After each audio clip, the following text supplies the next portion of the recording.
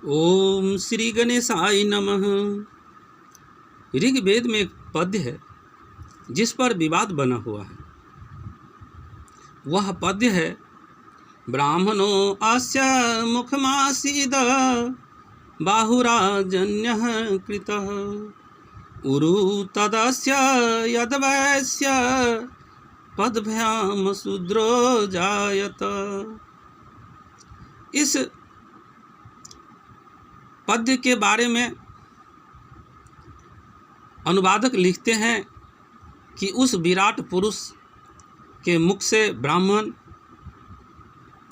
भुजा से क्षत्रिय, जंघा से वैश्य और पैर से शूद्र वर्ण की उत्पत्ति हुई।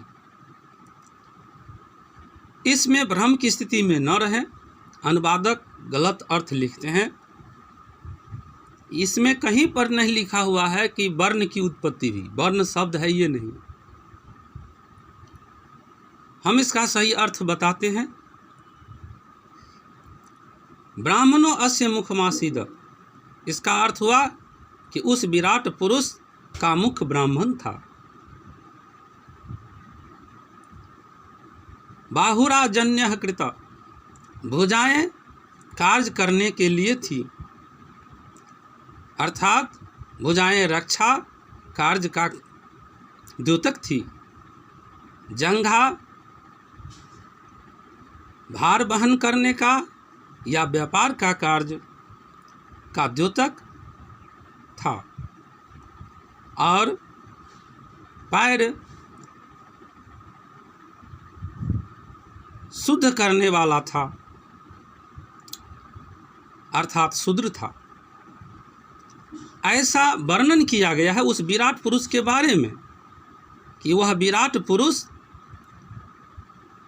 का कौन सा भाग किस चीज़ का द्योतक था, किसका द्योतक था, इसके बारे में कहा गया है। वर्ण के बारे में नहीं कहा गया है।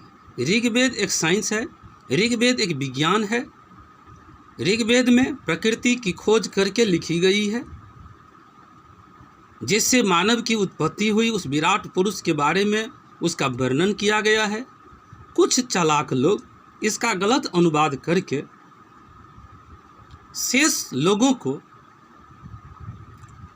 अपने अंदर में रखने के लिए उन पर अत्याचार करते रहे, सुख भुगतते रहे। लेकिन हम कहेंगे कि आप ऋग्वेद को मत छोड़ें, हिंदू साइंस को मत छोड़ें।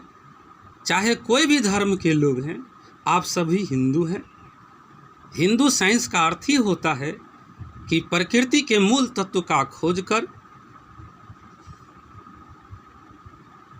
उसके पास जाना, प्रकृति के मूल का पता लगाना।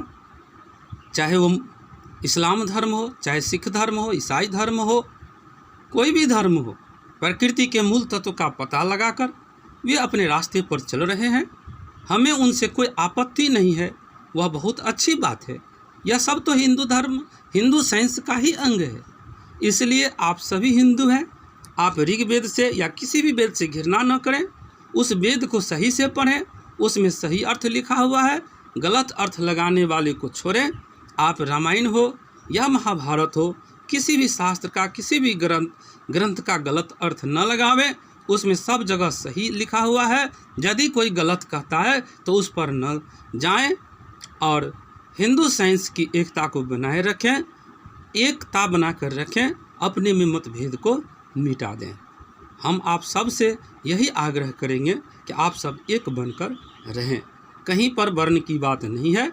हमारे शरीर में ही 4 पार्ट हैं, उनका वर्णन किया गया है। जब तक चारों पार्ट सही से काम नहीं करेंगे, हमारे शरीर का स्वस्थ रहना भी असंभव है। जब तक चारों पार्ट सही से काम नहीं करेंगे, हम विकास भी नहीं कर सकते हैं। इसलिए चारों पार्टों का इसमें जो संकेत बताया गया है, जानकारी के लिए बताया गया है। विष्णु भगवान के उस विराट पुरुष के चरण से गंगा जी निकली। यदि गंगा जी शुद्र होती, अछूत होती, तो लोग स्नान करके पाप कैसे कटाते? बताइए। यह गलत बात है। ये पैर से शूद्र निकला। पैर को शुद्ध करने वाला कहा गया है, पैर से शूद्र निकला नहीं, शुद्ध करने वाला पैर को कहा गया है। इसलिए श्रीमान आप सबों से आग्रह करते हैं कि वेद के सही अर्थ को समझें, रामायण महाभारत के सही अर्थ को समझें, विवाद न रखें और खुशी से जीवन जिए, एकता बना कर रखें। विश्व में एक साइंस हो, हिंदू साइंस। जय श्री राम।